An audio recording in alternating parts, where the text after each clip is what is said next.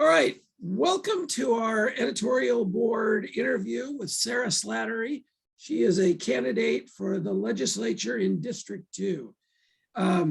Sarah, thank you very much for being with us today. Some other editorial board members may be jumping in, but my name's Dave Bundy. I'm the editor of the Journal Star. And Sarah, I'm going to give you a chance to introduce yourself and talk a little bit about yourself with our first question, which is, why do you want this office? Because politics doesn't look all that much fun these days. And what experiences and attributes qualify you for it? And you can go into your history a little bit too. Okay.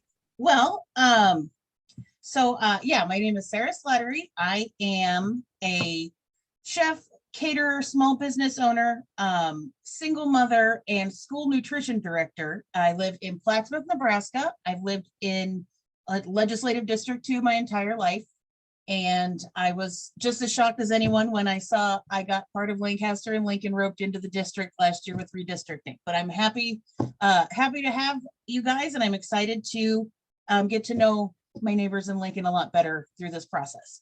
So I decided to jump into this campaign because as a working class single mom, I started to pay attention this last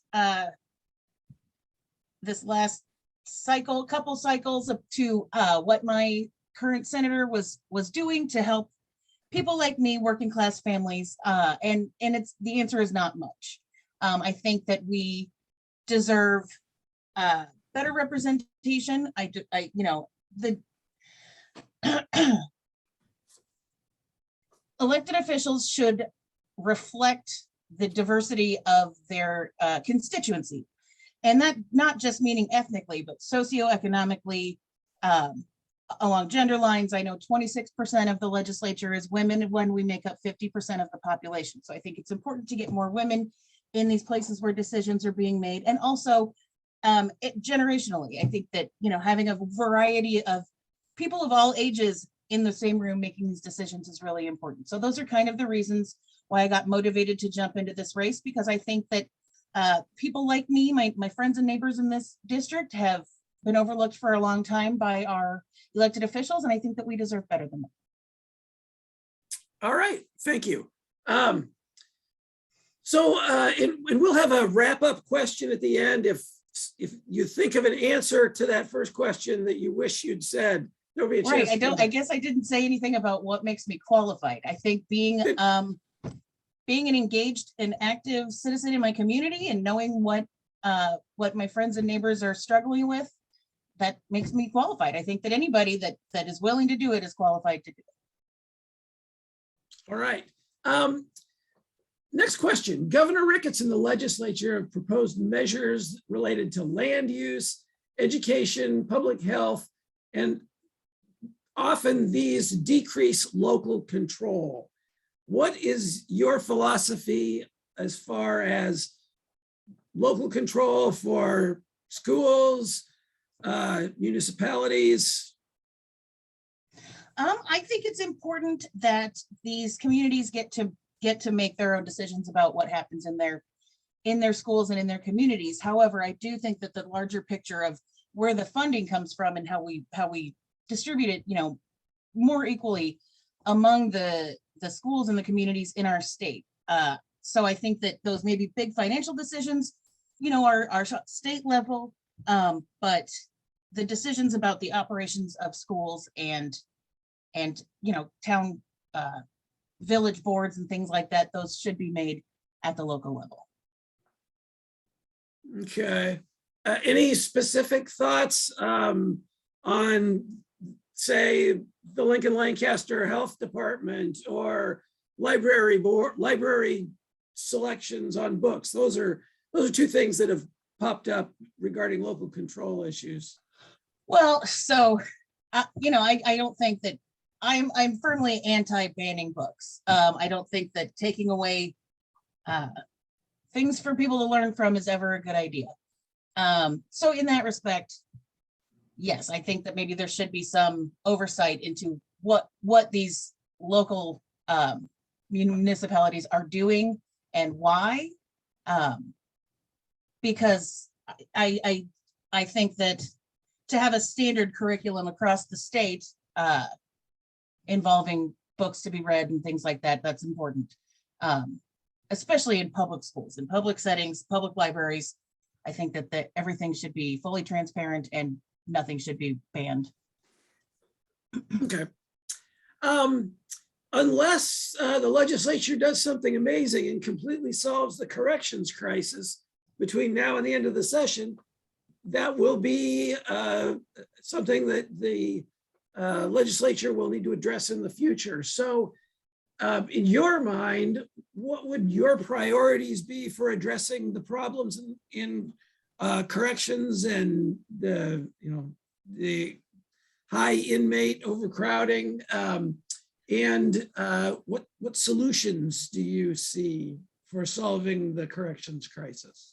Well, I'll tell you what is not a good solution is building a new prison. That is a huge waste of our resources and our money.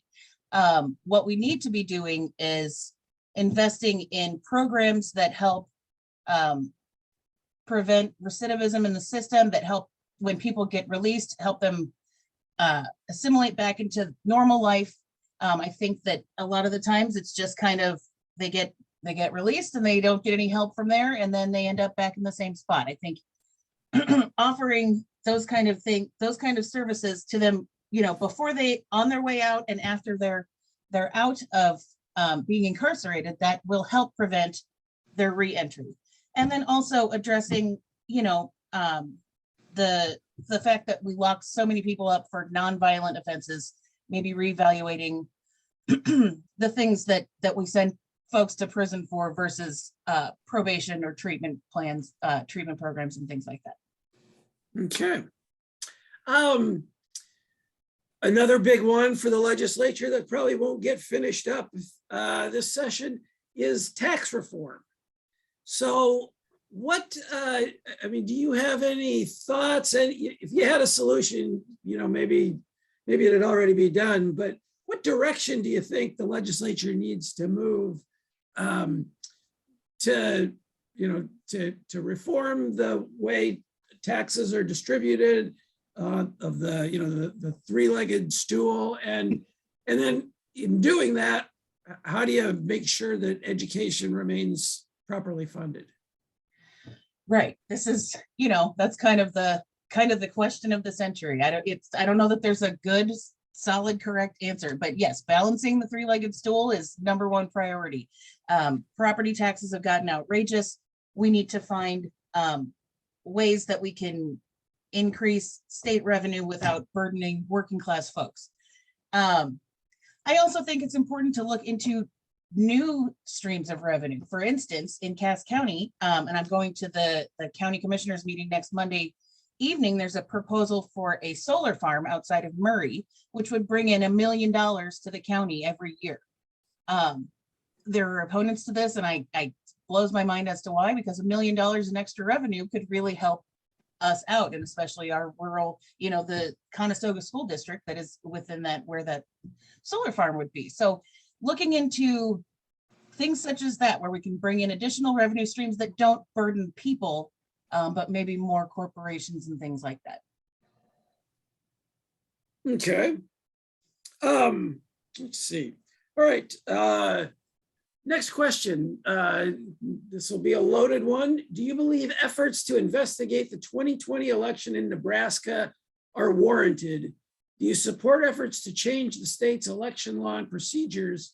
And if so, how can those changes be made without suppressing or disenfranchising voters? So, three-part question there. Okay. Well, I don't think that investigations are warranted. I think that the investigations that have happened have proven that there was no widespread voter fraud like has been claimed. And especially in the state of Nebraska, our elections have never come into question. They've always been safe and secure. And I don't think that we need to change the way that we do it. I know that there's a petition out there circulating right now that's trying to get identification required, voter ID passed, but then we need, it's a basic right to vote. But getting an ID costs money. So are we going to create a program that now gives everyone of voting age in the state a free form of ID so that they can vote. Otherwise, it's nothing more than a poll tax. So I think that we need to leave our elections as is. I think that they've worked perfectly fine all the way through now. All right. There was discussion in the legislature to scrap nonpartisanship. Should the legislature remain nonpartisan? And if not, and if it should, and it's not, how do we make it more nonpartisan? If it is, if you do think it should be partisan, how would you make that work for us? I think that the fact that we have the unicameral, the only unicameral in the country, and the fact that it's nonpartisan is so special and so unique, and it makes Nebraska just that much more amazing of a place to be. And I think that adding partisanship to it would only hurt anything that we try to get done. I know that, you know, any form of government, there's always struggles to get things, to get people to agree on things and get things passed. But I think that our unicameral gets things done at a better rate than any other partisan setup in any other state does. I know that there's people that really want to work across the aisle, and there is no aisle, and that's the beauty. I absolutely think that it should remain nonpartisan. I think it's really important that we elect the right people for the job and not because of the letter after their name. All right. Well, Sarah, you're answering these questions very efficiently. We try to keep everybody to 30 minutes. That's not going to be an issue for us. But because we're on what would be the last question now, we can revisit anything else. Okay. But this last question is you know, you could go on and on if you wanted. What didn't we ask you about that you're dying to talk about? Maybe it's a program, an issue, something that we already asked a question and it just popped, a better answer popped into your head, anything like that. Absolutely. Okay. Well, I guess I didn't really get to talk to you guys about my platform. Okay. I said, you know, I'm running to represent working class folks, but I have a platform that is kind of a nice tent over the working class that involves healthcare accessibility, protecting small businesses, protecting workers and their rights, and investing in education, and particularly school nutrition. So I am the hashtag lunch lady for legislature. That is my that's my little tagline. I'm a lunch lady by trade. I've made a whole bunch of nerdy, I've got a lunch tray graphic. I've got a nutrition label looking thing that's got facts about me.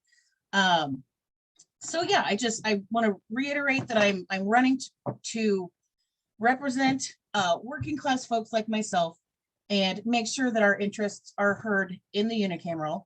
I think it's I would be the first woman elected in this district, and I think that it's about time for that to happen, among a lot of other things. But I genuinely love public service. I work in the service industry, and I see being an elected official as another extension of service to others, rather than a leadership and an authoritarian kind of thing. I think it's more in the service of others, and I love helping people, and that's just what I want to do. All right. Well, you've still got time to ramble on if you wanted. Is there anything else you'd like to talk about? Well, sure. So, you know, in reference to y'all are in newspaper, and I've got some newspaper experience in my day. When I was in high school, I went to Gross High School in South Omaha, and I was the editor of the school paper there. I went to journalism camp at UNL one summer. And then I worked at the Plattsmouth Journal as a copy editor. And when I went to Creighton, I was on the Creightonian staff. So I love newspapers. Oh, and I have my bachelor's degree in graphic design. So I've done all these nerdy designs myself. So I'm a total nerd for design, layout, journalism, all of that stuff. So I think that what you guys do is so important. It keeps the public informed on what everyone's doing, and that is more important now than I think it's ever been. So I really appreciate journalists, and I know it isn't an easy job these days, and so I really appreciate it. Well, thank you. So what we'll do is I'll share this discussion, share this recording with our editorial board. We combine that with other things that, combine it with information from your website, other things that people in the community know about you. If there are endorsement letters, things like that that come into the editorial board, we combine all that stuff as we formulate our endorsement. I believe there are 3 of you running for the District 2 seat, and 2 of you will advance. So we'll be endorsing the 2 folks that we think ought to move on to November. But as we say with everybody, we really appreciate your willingness to run, regardless of what happens with an editorial endorsement. And the idea behind the endorsement is, again, to get conversation going.